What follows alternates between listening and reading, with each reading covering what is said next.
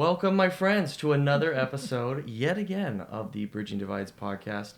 I am super, super excited to bring our guest, Dr. Kris Berkner, to you guys today.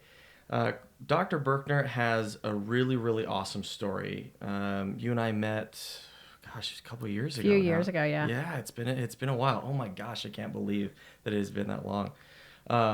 But ever since I learned about your journey and how you came to be doing what you're doing now as a naturopathic doctor, I was just like, oh my gosh, we gotta have an episode just because I just think that it's so unique, and it gave me a lot of hope in trying something new and kind of diving into really kind of what I feel like is my thing. I feel like I finally found it, So thank you again for being here.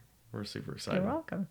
So hey, we want to have you. I mean, I gotta say, the cow socks, these are amazing. I just gotta say, I know we're nice and comfy. I got my flip flops on. We're just kind of chilled back here. I love it. So I think this is actually kind of a fun nod to what you used to do. Yes. Before you were a doctor. And I actually didn't plan that. I know. I've got all these goofy socks that I wear. Fun. So for however long you were... I was a dairyman. Without a dad in it, without a brother in it. I owned my own dairy here in the state. And wow. Yeah, it was a lot of fun, a lot of work. So why? Like, what was the motivation behind dairy woman? Partly because I don't care. You can tell I'm female. Partly just I've always taken the path not traveled, and if someone says don't do this, I was the horrible child who did it. Yeah. So so I was doing 4-H. Dairy cattle, and I went to the University of Arizona and worked on the dairy down there. Got a job doing dairying up here, and then eventually the dairyman that I worked for helped me get into my own place. Not help me financially, just he was my guide. This is what you needed, and mentor. My mentor. This is awesome. What I needed to do, and I did it. So how many cows did you have? I only had about 400, which everybody's... just 400. In Arizona, that's really small. Oh, yeah? That's super small. Oh, that's cool. As in not big enough to survive. Oh, I see. So had a blast, did it for quite a few years, and then decided life was getting too short. Yeah.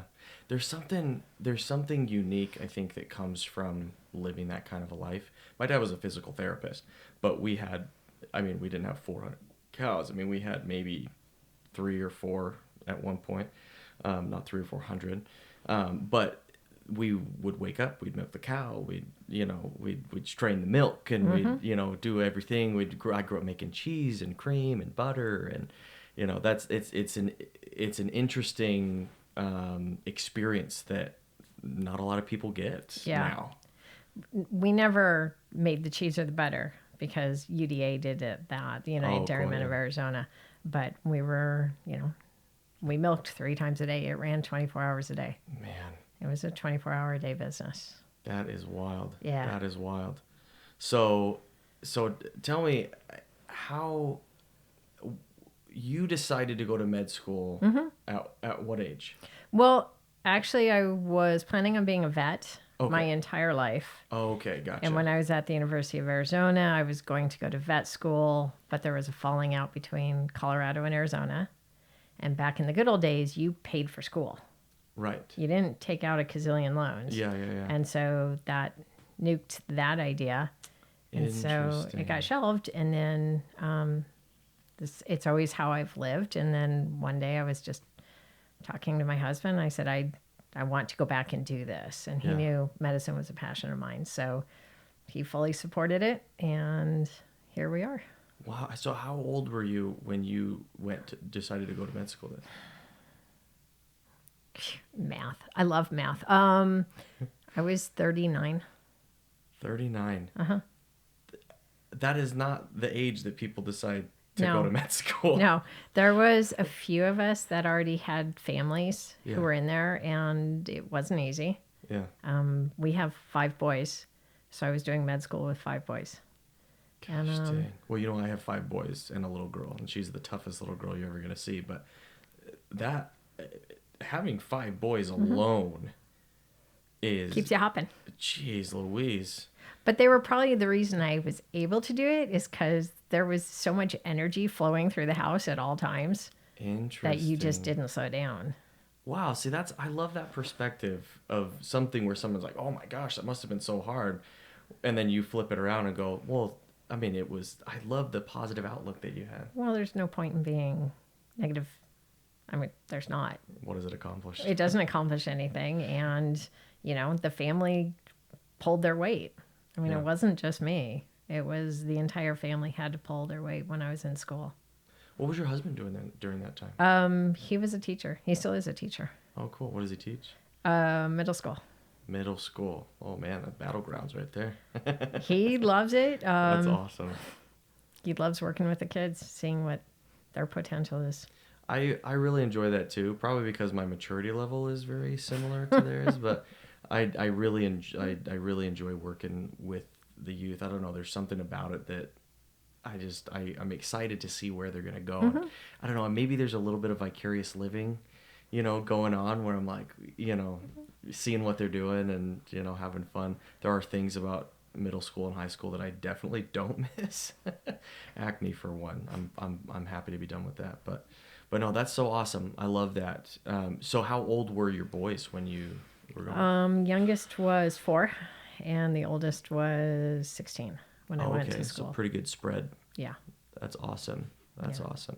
So one of the things like I was saying, it gives me a lot of hope because I felt like I had taken so long to find what I was truly passionate about, right? What I really, really wanted to get into. Mm-hmm. And not that I didn't have clues and hints to it, right? I mean, I've wanted to do this for years. I would say probably kind of similar to what you're saying, where it wasn't like out of the blue, but it just hadn't happened, right? And so, I had worked at the bank, and then I was going to be, an investment advisor, and then I was going to be, I was in the military, and I was going to retire, and then that didn't end up happening, and then, and then I got out, and I had a job at SRP here at the utilities, and so it's like I had all these things, this big laundry list of seemingly, disconnected things, and then come to find out this, there's this whole world of networking that has finally landed me where I'm at. And for so long, so often I would kind of, I don't know, berate myself for like, man, why didn't I figure this out sooner? But you can't figure it out sooner. You'll figure it out when you figure it out. And it's just a matter of using everything you learned. At every single place you worked, you learned something. So you take it and you run with it. I love that. Like that, 100% true. How have you seen that in what you're doing now? You mean as far as taking information and All running the with it? experiences that you had up until 39, or I guess once you were finished, you were in your 40s. So right? I'm not sure if this is how you're thinking of the answer, but like as far as helping patients, it helps me to actually guide them easier. And teach them not to berate themselves and not to talk down and not say just. I hate that word. Yeah. When moms are like, oh, I'm just a stay-at-home mom. It's like, no, you are raising people. Yeah. You have a super, super duper important job. So I hate the word just. So it helps me I've learned how to help guide people easier and to meet them where they're at. So I'm not sure if that's where you're I love heading. that because you have this unique experience where you've been able to essentially use that same attitude in what you've done. Yeah. So when someone comes in and says, well, it's too late. Yeah. I don't accept that. I don't accept I'm getting old. I don't accept any of that. You're not old until you slid into the grave. Then you're too old to make the change. Because it's too late at that point. Till then, you've got plenty of time. My brother's grandmother-in-law, she went back and she got her, I believe it was her master's at 80 something. No reason not to. Until you're in the grave, it's not too late. I Right. love that. I love that outlook. And I've talked to some people where they might be in their 50s and they're like, oh yeah, it's too late for me to do this and that. Nope. And it hurts to hear that, because it's like, if you've just accepted fate as it is, then. But there's a lot of people who accept it so that they don't have to make changes. What do you think that is? I think part of it is just straight up laziness is a hard word, but it's true. Look, you go full blast all through grade school, all through high school, into college. And then you stop. You stop learning. You stop doing anything. You get into your job. It might take you 2 months to learn your job. Yeah. But then you're free float. Right. So if you're in the same job for 10 years and you're not actively learning, then you're free floating. So then to go from a free floating stage to an actual movement learning stage, that's hard. You're reversing 10 years of brain apathy, or however you want to think of it. Yeah. It's just the brain has gone lazy, and it takes work. See, that's interesting, because I have noticed that, because it's been, gosh, math, like you said, right? I'm not a math guy, but it's been over 10 years since I've been out of high school, and it's interesting. I'm not actively learning like I was in school. How do you get out of that rut? It's like anytime you set a goal, you have to set it, has to be in writing. You have to have your game plan. So I always use the example when people want to know this about, you don't go from sitting on a couch to getting ready for a marathon. You go out and you walk a little bit, and then you walk a little bit more, and then you extend it, and I'm not a runner, so you trot a little, and then you trot a little bit more. But you have to have the game plan, because if you don't have the plan, it will not happen. So when you're looking at taking a class, the people who have the hardest time are the ones who are just like, I've done nothing for 20 years. I'm going to take physics. It's like, why? You haven't done math in forever. Don't do that. Start with math, and then, and you don't have to. There's so many free sources for learning. Yeah. Khan Academy, the is a great one. The community colleges often have really low priced courses. So there's no reason not to be able to do something online just to keep your brain going. I love that. And you often I hear people say, well, that doesn't interest me. How do you know? Until you've done it, you don't know. If geology doesn't interest you, but grandpa used to take you out rock, hounding, okay, But if you don't know, if you've never gone rock hounding or anything, or taken a class, take the class. And then if it's not interesting, okay, you can say it's not interesting, but you may fall in love with it. Yeah. So I love that. It's just doing. No, that's really good, and that's great advice for somebody like me, and I can definitely attest to that. I was always this outgoing and person that loved talking to people, and then I had gotten into work, I gotten out of the Navy, and then I got into a job where I was working remote, and so I talked to virtually nobody, and so I didn't really have that part of my personality active. And then I joined, BNI a few years ago, and it did take a little bit of getting used to, of getting in front of people and being that center of attention again, and really kind of putting myself out there. And it took some, dusting off the, the cobwebs of everything, and, putting a little grease in. The brain loves to work, so it got easier pretty fast, I would think. No, yeah, absolutely. And then, you've seen how I get up in front of people, and I perform, when I, say what, my business is about and different things. And so it is a lot of fun, but it did take some getting used to again. Yeah. But I think that's great. How was that for you, coming, working as a dairyman, and then all of a sudden shifting into college mode, med school mode? Med school is not known to be easy. No. That's talk about a culture shock. How was that for you? So actually, there's a time gap where I was actually a massage therapist. So why not? That is awesome. I was actually the first licensed massage therapist in Queen Creek. Get out of town. Yeah. So I had to fight with them on a regular basis too. Anyways, and change their perception. But anyway, so from there, it wasn't either. None of the changes were a really big change in my mind. I went from working with animals and their bodies to humans and their bodies to humans and their bodies. Yeah. So to me, it wasn't really huge changes mentally. I mean, going to med school is a mental change, but it just kind of flowed for me. It was not any huge leaps. I love that. So one of the questions that I really like to ask people is, what have been some of the mental hurdles or limiting beliefs, cognitive distortions that you've had to overcome personally to be able to succeed and be where you're at today, owning your own practice? And I would say my biggest limiting, it's not limiting, and you and I actually had this conversation like a year ago, is I have ADD.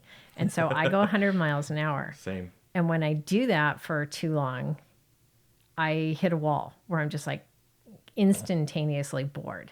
Interesting. And luckily my husband is used to seeing the pattern coming. So when I walk in, I'm like, I'm done. I'm going to retire. He's like, sure. Take a week off. Start back up. So I would say I am my own, weakest link. My most limiting factor. And then I take a short mental break of 20 minutes and ready to go again. Yeah. Learn something new. I'm a dive in the pool head first. Yeah. And I find out if there's water after I'm in the air kind of a guy, but it's just now I've learned to put a helmet on. Yeah. Is kind of how I like And if to it doesn't say work, you get out and you do it again. Pivot where you're at. And that's the big thing, is you just got to pivot and try it again. I love how you see how you have used that as a strength, because that was actually a follow-up question of mine, is how have you used a unique strength to succeed? And you just said it. You use that ability to run 100 miles an hour, and then if you get to that wall, then you pivot. Yeah. You either take a break or if it's like, oh well, I decide I actually want to do something else, instead of going, oh my gosh, my life is over. You go, well, why not do something else? Yeah. Why not try it? And then if you don't like it, then you go, okay, well, I didn't like that. And Pivot again. Then you pivot again. Yeah.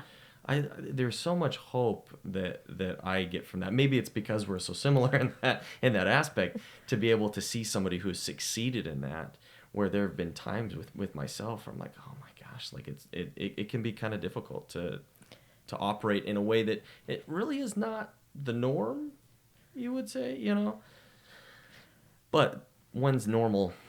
Normal's boring. Normal's boring. So I love that. Oh my gosh. So another question that I had was, and this is one that it's kind of a mission of mine, to show how you can't do anything alone. Nope. Nobody's self-made. Nope. You talked about having a mentor. Let me back up. So I'm also very service-minded in the sense that, and this is something that we talk about in BNI a lot, givers gain, right? You get so much more from trying to give and serve. Not like blocking off receiving anything, right, but always being in that mode of giving. So how have you seen that principle of giving, of helping people get to where they need to be? How has that helped you get to where you need to be?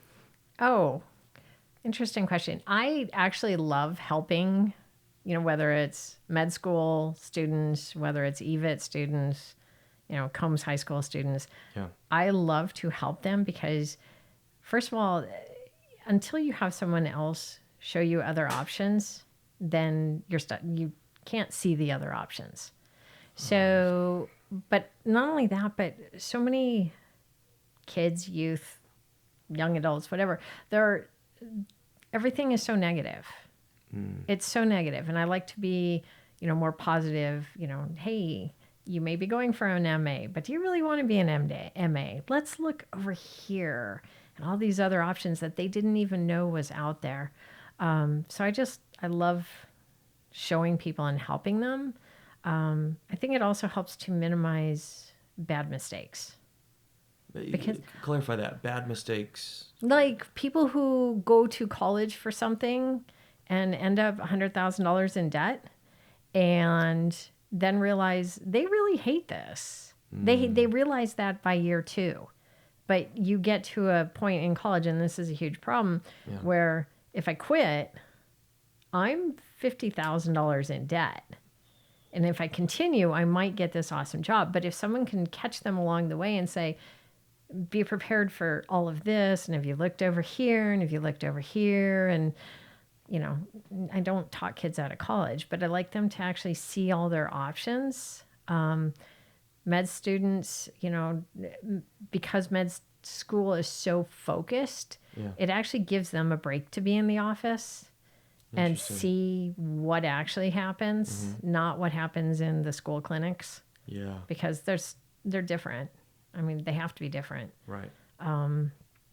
So I love to just help and give back that way. And no, I think that's great, because I think that there's such, I've experienced some of this, and I've seen that compounded over time, where there's such a pressure to have everything figured out by the time that you get out of high school. None of us do. And it's like, how can you possibly... You can't. Your brain's not even fully developed yet. How can you possibly know exactly what you're going to do? And there have been people who do it. Yay for them. Right. But most of us don't. Yeah. Most of us go here, and then you change careers, and you're allowed to change careers. And I think that's a huge thing, is people don't realize you're allowed to change. Yeah. You can be a carpenter one day. The guy who just put up my RV shed, he's a welder. Excellent welder. He was a policeman for 20 years. Yeah. There's no connection. There's no connection at all. But he just decided, okay, retired. Need to pivot. Yeah. To stay busy. Yeah. No, I think that's great, and being able to, like, for me, I've kind of seen the chapters, right? I mean, I was a good student. I mean, I got a 3.68 or something in high school. I got good grades, but I was very much in my own world. Made a map of all the secret areas in my school. My friend and I wrote comic books about the teacher being a dinosaur in a diaper. I did all sorts of ridiculous stuff. Yeah, stories that I won't get into now. But I did all sorts of crazy stuff. Nothing bad, I would say, but it was mischievous, I guess you could call it. But then in my 20s, it was a lot of kind of exploring, where I listed out of this big old laundry list of things that I did. And now it's like in my 30s is kind of where I'm niching down, where I'm like, okay, now I've tried all these things. Like, this is truly what I want to do. And I think that it's like mistakes are part of the process. Right. Well, that's how you learn. That's how you learn. So it's like, is there such thing as a bad mistake? Oh, yeah. So you're like, oh, absolutely. Well, wait till your kids are older. Yeah, well, the answer is yes. There's bad mistakes. You mention it. Well, and it's like, yeah, you learn from your mistakes, but that doesn't mean that you got to be like, well, I'm going to learn that I shouldn't be a drug addict by going out and trying all the drugs. It's like, that's a mistake that you probably don't need to make, but it's like to avoid that, I think that you really highlighted that very, very well, where you consider the options, which is something that as ADD people, it's ready, fire, aim, is kind of the, what my friends say that I do. It's not something that I do very often, but to be able to practice that, to say, okay, well, let me back up here before I, get into this path where I'm going to be $100,000 in debt. Do I actually want to do that? Yeah. And I think a lot of that goes back to parents these days are afraid to let their kids make mistakes. And so they're not learning how to handle a mistake, how to start looking at stuff objectively and actually make decisions. They're just, and I see it all the time in my clinic, and I've, been watching it as my kids grow. My kids would walk along the fence line And I wouldn't say you're going to fall because then they'll fall. Yeah. But it was always one of those, well, this is going to be a hard lesson. I mean, this is going to be a hard, world's hardest lesson. And they would fall and they would get hurt. And it wasn't, well, you shouldn't have done that. It was, are you going to do it again? And what did you learn? And also, I would always yell, I'm not going to the hospital, and then turn around and walk away. So it was a very clear message that, but they're just, kids are not being allowed, and I don't mean little kids, I mean, that's true, but even up into, your age group, parents were protecting, and they still are. They want nothing bad to happen to their child, which I understand, but if you don't have anything bad happen, then you don't learn. You got to take that safety net away. You do. You got to keep it a little bit. Right. I mean, if they're truly being idiots, sometimes you have to say, that was dumb because of X. But, if they're just being kids, let them make mistakes. Let them find out that there are consequences, and they're not all bad. Yeah. You learn from them. As someone who has a lot of little kids, how do you find that barrier between, or like, where's the line between saying something like, hey, watch out, do this and this, and letting them make a mistake? Like, how do you know how much safety net to leave? That's age dependent. The little ones, obviously, it's a full safety net. When they're hitting 10, often I would sit down and say, what are your options? What's going to happen? I would make them think through it, and then I would be like, okay, but what if this happens? But kids don't need 8. It's kind of like going to the ice cream store. You don't say, which ice cream do you want when there's 30 flavors? You say, get it down to this ugly, gross colored one, chocolate or strawberry. Yeah, they always want to go for that one. That ugly, gross. I've never tasted it. I don't want to. With the gum balls and the gummy bears gross. Mixed in. Yeah. But you limit their selection. Interesting. So it's going to be so much fun going to Little Johnny's, whatever. Okay, but here's 2 other options. Yes, one is good, but one is bad. Yeah. So they have to see that there's other options, and it's age dependent. You start teaching them, because at some point they're out of the house. And if they go from full safety net to no safety net, we're going to have a mental breakdown. Yeah. Oh, wow. Or you can have 6 kids living in your house until you die at 80, and they all are still here with their families. Yeah. So it's just, you pull it a little bit, They would have a full safety net. If I ever thought something would potentially cause serious injury or death, it was a full safety net. Yeah. It was like, no. You jump in and we're like, whoa. Yeah, they would be like, no, this is not going to happen because of X. But gauging, it's like, if they're not going to die or have something seriously wrong happen, then it's like, hey, I don't have to jump in and micromanage everything. Who likes to be micromanaged anyway? No one does, and it's exhausting. Oh, it is exhausting to micromanage. Yeah. Absolutely. Oh my gosh. Yeah, I feel like I'm getting like the best parenting class in my life right now. Saying, hey, it's okay to not have a safety net all the time. I'm not going to die if I go out and I make a mistake. It's interesting. A few years back, my brother started an investment company, Hedgehog Investments, which I'm going to have him on. So stay tuned. Just great. Really kind of a similar tale of what we're saying is kind of one thing leads to the other. And he jumped into this and is doing super, super well.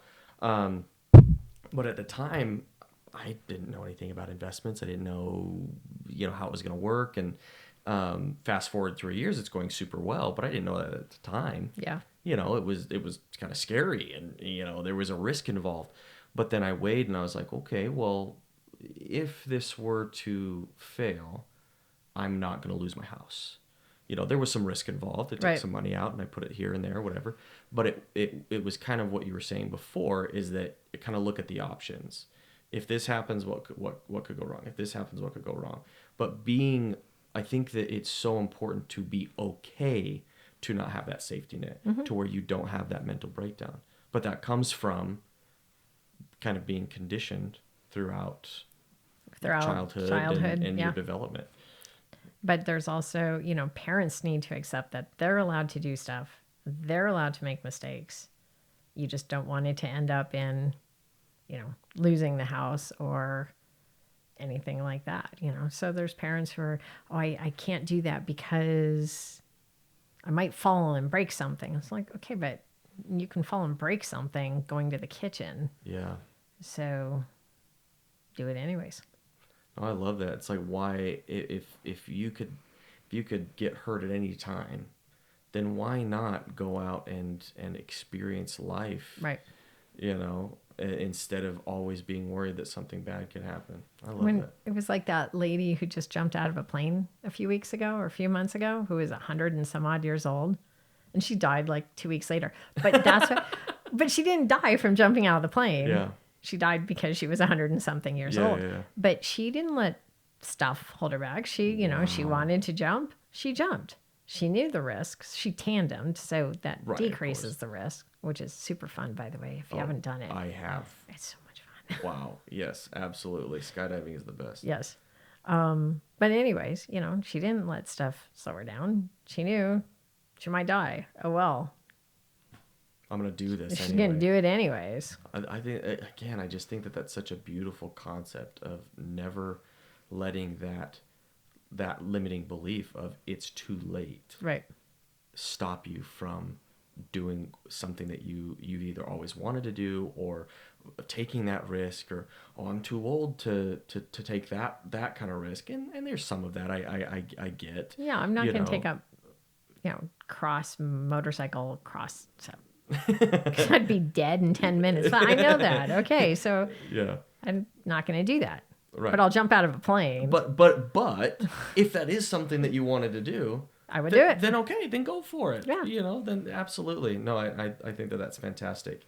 So just to kind of land the plane here, one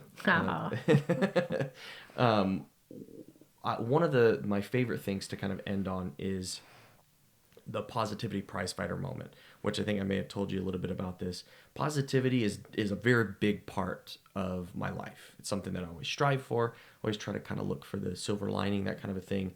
But positivity isn't just sunshine, rainbow, smile all the time. Right. Sometimes that smile's a grimace as you're, trudging through the trenches.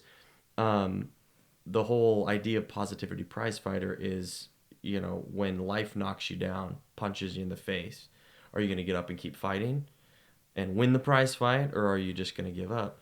So what is a moment in your life, whether it was a mistake or just a trial, that is what it was like for you? Life knocked you down, but you said, no, I'm going to get back up and I'm going to keep fighting because I believe it's worth it. Geez, at my age, like one a year, every year.